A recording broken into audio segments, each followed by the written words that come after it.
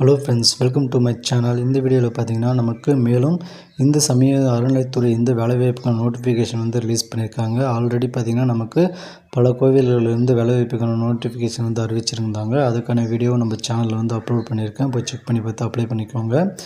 இப்போ பார்த்திங்கன்னா இந்த சமய அறநிலையத்துறையிலேருந்து அருள்மிகு ஏகாம்பரேஸ்வரர் திருக்கோயிலிருந்து வேலைவாய்ப்புக்கான நோட்டிஃபிகேஷன் அறிவிச்சிருக்காங்க. இந்த வேலைவாய்ப்புக்கு அப்ளை பண்ணுறதுக்கான அப்ளிகேஷன் ஃபார்ம் கொடுத்துருக்காங்க. இந்த வீடியோவில் இந்த வேலைக்கு எப்படி அப்ளை பண்ணலாம், ஏஜ் குவாலிஃபிகேஷன், எஜுகேஷன் குவாலிஃபிகேஷன், என்ன வகையான பணிகள்லாம் இருக்குது அப்படின்னு சொல்லி டீட்டெயில்டாக பார்ப்போம். அதுக்கு முன்னாடி நம்ம சேனலை சப்ஸ்கிரைப் பண்ணிக்கோங்க. மறக்காமல் பெல் பட்டனையும் ஆன் பண்ணி வச்சுக்கோங்க. இந்த வீடியோக்கு லைக் பண்ணி உங்கள் ஃப்ரெண்ட்ஸுக்கும் ஷேர் பண்ணுங்கள். நமக்கு அருள்மிகு ஏகாம்பரேஸ்வரர் திருக்கோயிலிருந்து வெளிவந்த வேலைவாய்ப்புக்கான அப்ளிகேஷன் ஃபார்மெட் இதுதான். இதில் நீங்கள் ரீசெண்டாக எடுத்த பாஸ்போர்ட் சைஸ் ஃபோட்டோ பேஸ்ட் பண்ணிக்கோங்க. கலர் ஃபோட்டோவாக இருக்கணும். அதுக்கடுத்து நீங்கள் விண்ணப்பிக்கிற பதவியின் பெயரை மென்ஷன் பண்ணிக்கோங்க. ஃபஸ்ட்டு உங்களுடைய பெயர், அதுக்கடுத்து பார்த்திங்கன்னா உங்களுடைய தந்தை, கணவர், பாதுகாவலர் பெயரை கரெக்டாக மென்ஷன் பண்ணிக்கோங்க. அதுக்கடுத்து உங்களுடைய பிறந்த தேதி மற்றும் வயது கரெக்டாக மென்ஷன் பண்ணி அதுக்கான சான்றை நீங்கள் செல்ஃப் அட்டாச் பண்ணி இந்த அப்ளிகேஷனோடு இணைக்கிற மாதிரி இருக்கும். அதுக்கடுத்து உங்களுடைய பாலினத்தை மென்ஷன் பண்ணிக்கோங்க. அடுத்து உங்களுடைய நிரந்தர முகவரி குறிப்பிட்டுக்கோங்க. அதுக்கடுத்து பார்த்திங்கன்னா ஆதார் எண் கரெக்டாக மென்ஷன் பண்ணி ஆதாருக்கான ஜெராக்ஸ் எடுத்து அதில் உங்களை செல்ஃப் அட்டாச் பண்ணிக்கோங்க. அதுக்கடுத்து உங்களுடைய கைபேசி எண் இன்றைக்கி எழுதிக்கோங்க. அதாவது நீங்கள் இப்போ யூஸ் பண்ணிகிட்டு இருக்கிறதா கொடுங்க. அதுக்கடுத்து உங்களுடைய மின்னஞ்சல் முகவரி ஆக்டிவாக இருக்கிறத கொடுங்க. அதுக்கடுத்து உங்களுடைய மதம், ஜாதி சான்று நகல் கட்டாயம் இணைக்கணும் அப்படின்னு சொல்லியிருக்காங்க.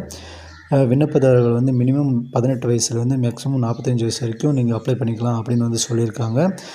அதுக்கான ஏஜ் கட்டாக பார்த்திங்கன்னா ஜூலை 1, 2024 வரைக்கும் நமக்கு கொடுத்துருக்காங்க. இதுக்கான ஏஜ் குவாலிஃபிகேஷனுக்கான ப்ரூஃப் பார்த்திங்கன்னா உங்களுடைய டிசி அல்லது பார்த்திங்கன்னா உங்களுடைய பிறந்த சர்டிஃபிகேட் யூஸ் பண்ணிக்கலாம். அப்படின்னா 10th 12th மார்க் ஷீட் கூட நீங்கள் யூஸ் பண்ணிக்கலாம். அடுத்ததாக பார்த்திங்கன்னா கல்வித்தகுதி என்னென்ன இருக்குன்னு மென்ஷன் பண்ணி அதுக்கான ப்ரூஃபையும் நீங்கள் ஜெராக்ஸ் எடுத்து இந்த அப்ளிகேஷனோடு இணைக்கணும். ரெண்டாவது பார்த்திங்கன்னா இதர தகுதிகள், அதாவது எக்ஸ்பீரியன்ஸ் இந்த மாதிரி ஏதாவது வச்சுருந்தோன்னா அதுவும் நீங்கள் குறிப்பிட்டுக்கோங்க. நன்னடத்தை சான்று, அதுக்கு நீங்கள் இறுதியாக பயின்ற கல்வி அல்லது கல்லூரி பெறப்பட்ட சான்றை நீங்கள் யூஸ் பண்ணிக்கலாம். அதாவது டிசியில் அதை மென்ஷன் பண்ணி குட் ஆர் பேடுலாம் கொடுத்துருப்பாங்கல்ல, அது இருந்தால் போதுமானது. அடுத்ததாக பார்த்திங்கன்னா நீங்கள் குற்றவியல் நடவடிக்கை இருப்பின் அதுக்கான விவரத்தை நீங்கள் கட்டாயம் குறிப்பிடணும். குறிப்பிடாமல் நீங்கள் எந்த ஒரு குற்ற எதுவும் இல்லை, கேஸ் எதுவும் ஃபைல் ஆகலை அப்படின்ற மாதிரி ஏதோ கொடுத்து கண்டுபிடிச்சிட்டாங்கன்னா உங்களை எந்த ஒரு நிலையிலும் உங்கள் அப்ளிகேஷன் ரிஜெக்ட் பண்ணிவிடுவாங்க. உங்களையும் பணிக்கு சேர்ந்தாலும் கண்டுபிடிச்சிட்டா ரிஜெக்ட் பண்ணிவிடுவாங்க அப்படின்னு சொல்லியிருக்காங்க. லாஸ்ட்டாக பார்த்திங்கன்னா விண்ணப்பிக்கும் பணியில் முன் அனுபவம் இருந்தால் அதுக்கான ப்ரூஃப் எல்லாமே நீங்கள் கொடுக்கணும். விவரத்தை எல்லாமே நீங்கள் ஃபில் பண்ணணும் அப்படின்னு சொல்லியிருக்காங்க. அதுக்கடுத்து பார்த்திங்கன்னா அப்ளிகேஷனில் உறுதிமொழி உங்களுடைய பெயர், உங்களுடைய தந்தை பெயரை குறிப்பிட்டு உங்களுடைய சிக்னேச்சர் போட்டுக்கோங்க. டேட்டு, இடம் மென்ஷன் பண்ணிக்கோங்க.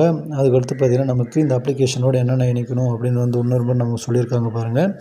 பிறந்த தேதியை சரிபார்க்க பள்ளி சான்றிதழ் நகல் வேணும். ஆதார் அட்டை நகல் வேணும். இந்து மதத்தை சார்ந்தவர் என்பதை நிரூபிக்க ஜாதி சான்றிதழ் நகல் வேணும். கல்வி சான்றிதழ் நகல் வேணும். அதாவது 10th உங்களுடைய எஜுகேஷன் குவாலிஃபிகேஷன்லாம் என்னென்ன வச்சுருக்கீங்களோ அதெல்லாமே கொடுக்க பாருங்கள். நன்னடத்தை சான்றிதழ் வேணும். அனுபவ சான்றிதழ் நகல் வேணும். சுய விலாசம் மட்டும் 35 ரூபாய்க்கான அஞ்சல் தலை ஒட்டி அஞ்சல் உரை வேணும் அப்படின்னு சொல்லியிருக்காங்க. நீங்கள் இதையும் சேர்த்து தான் போஸ்ட் பண்ணணும் அப்படின்னு சொல்லியிருக்காங்க.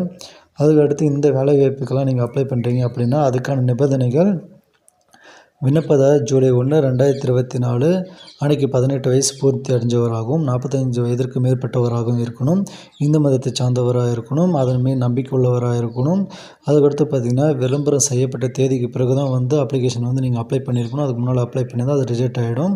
அதுக்கடுத்து பார்த்திங்கன்னா ஆல்ரெடி சொன்ன அந்த ஜெராக்ஸ் எல்லாமே செல்ஃப் அட்டாச் பண்ணி நீங்கள் இணைக்கணும். அதுக்கடுத்து விண்ணப்பதாரர் சான்று ஆவணங்கள் கல்வி நிலையத்தில் வழங்கப்பட்ட மாட்டுச் சான்றிதழ் டிசி இணைக்கணும் அப்படின்னு சொல்லியிருக்காங்க. ஜெராக்ஸு ஒரிஜினல் இல்லை. அதுக்கடுத்து பார்த்திங்கன்னா விண்ணப்பங்கள் முழுமையாக பூர்த்தி செய்யப்பட்டிருக்கணும். அப்படி பூர்த்தி செய்யாமல் அரைகுறையமாக இருந்தால் கட்டாயம் ரிஜெக்ட் பண்ணிவிடுவோம் அப்படின்னு சொல்லியிருக்காங்க. அதுக்கடுத்து பார்த்திங்கன்னா தேர்ந்தெடுக்கும் பணியாளர் இத்திருக்கோயில் மற்றும் உபகோயில்களுக்கு பணிமாறுதல் செய்யப்படுவார் அப்படின்னு சொல்லியிருக்காங்க. அதாவது இந்த சமயனுடைய அறத்துறை கட்டுப்பாட்டில் இருக்கிற கோயிலுக்கு எங்களால் உங்களை மாற்றலாம் அப்படின்னு சொல்லியிருக்காங்க. பணிக்கு தேர்வாகும் விண்ணப்பதாரர் பணியை சேர வரும் நேரத்தில் உங்களுடைய அதாவது உங்கள் சரௌண்டிங்குள்ளே அந்த போலீஸ் ஸ்டேஷன் இருக்குல்ல, அந்த போலீஸ் ஸ்டேஷன்லேருந்து உங்கள் மீது எந்த ஒரு குற்ற நடவடிக்கையும் இல்லை, நீங்கள் ஓகே தான் அப்படின்ற மாதிரி அவங்க சர்டிஃபிகேட் அளவுக்கு அளிக்கணும். அது நீங்கள் டாக்குமெண்ட் வெரிஃபிகேஷன் அன்றைக்கி சப்மிட் பண்ணணும் அப்படின்னு சொல்லியிருக்காங்க. விண்ணப்பங்களை வந்து அனுப்பும்போது மேலுரை மீது பதவியின் பெயர் கட்டாயம் குறிப்பிடணும் அப்படின்னு வந்து சொல்லியிருக்காங்க. விண்ணப்பங்களை வந்து நீங்கள் நேரடியாக அழைக்கலாம், இல்லை அஞ்சல் மூலமாகவும் நீங்கள் அனுப்பலாம். நேர்முகத் தேர்வுக்கு வந்து கலந்து கொள்வதற்கு எவ்வித பயணப்படியும் வழங்கப்பட மாட்டாது. விண்ணப்பதாரர் விண்ணப்பத்தை குறிப்பிட்ட கல்வித் தகுதி மற்றும் பிற தகுதி ஆவணங்கள் அச்ச சான்றிதழ்களை வந்து இன்டர்வியூ அப்போ நீங்கள் கொண்டு போய் சப்மிட் பண்ணணும் அப்படின்னு வந்து சொல்லியிருக்காங்க. விண்ணப்பதாரர் தெரிவிக்கப்படும் விவரங்கள் அனைத்தும் சரியானவை என நீங்கள் உறுதியளிக்கணும். அப்படி சரி இல்லாத பட்சத்தில் வந்து அவங்க கண்டுபிடிக்கிறப்போ நீங்கள் வேலையில் இருந்தாலும் சரி, இல்லாமல் இருந்தாலும் சரி, உங்கள் மேலே வந்து குற்றவியல் நடவடிக்கை வந்து எடுப்போம் அப்படின்னு வந்து சொல்லியிருக்காங்க.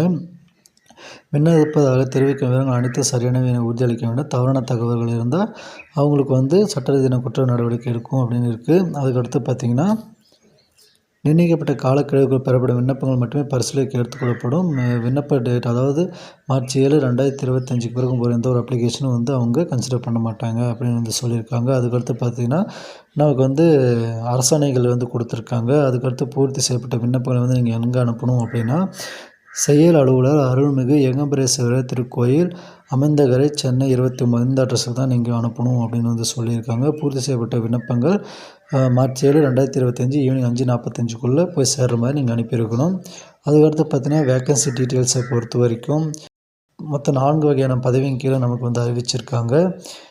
சுயம்பாகி இதுக்கு வந்து ஒரு வேக்கன்சி இருக்குது, அலுவலக உதவியாளருக்கு ஒரு வேக்கன்சி இருக்குது, இரவு காவலருக்கு ஒரு வேக்கன்சி இருக்குது, திருவழகுக்கு 4 வேக்கன்சி இருக்குது. மந்த்லி சேவையாக பார்த்தீங்கன்னா, அலுவலக உதவியாளருக்கு 12,600 ஸ்டார்ட் ஆகுது, இரவு காவலருக்கு 11,600 திருவழகுக்கு 10,000 மந்த்லி சேவை ஸ்டார்ட் ஆகுது. அதுக்கடுத்து பார்த்திங்கன்னா, தகுதிகளை பொறுத்த வரைக்கும் தமிழ் எழுத படிக்க தெரிந்தால் போதுமானது அப்படின்னா, அலுவலக உதவியாளர், இரவு காவலர், திருவழகு இந்த 3 பணிகளுக்கும் வந்து தமிழ் எழுத படிக்க தெரிஞ்சால் போதுமானது. அலுவலக உதவியாளருக்கு மட்டும் நீங்கள் 8th பாஸ் பண்ணியிருந்தால் போதுமானது அப்படின்னு வந்து சொல்லியிருக்காங்க. ஆல்ரெடி சொன்ன மாதிரி தான் இந்த அப்ளிகேஷன் வந்து நமக்கு பிப்ரவரி 5லேருந்து மார்ச் 7, 2025 வரைக்கும் நீங்கள் அப்ளை பண்ணிக்கலாம் அப்படின்னு வந்து சொல்லியிருக்காங்க. ஸோ நீங்கள் இப்போ இருந்தே அப்ளை பண்ண ஸ்டார்ட் பண்ணிவிடுங்க. மறக்காமல் நம்ம சேனலை சப்ஸ்கிரைப் பண்ணி பெல் பட்டனையும் ஆன் பண்ணி வச்சுக்கோங்க. இந்த வீடியோக்கு லைக் பண்ணி உங்கள் ஃப்ரெண்ட்ஸுக்கும் ஷேர் பண்ணுங்கள். தேங்க்யூ.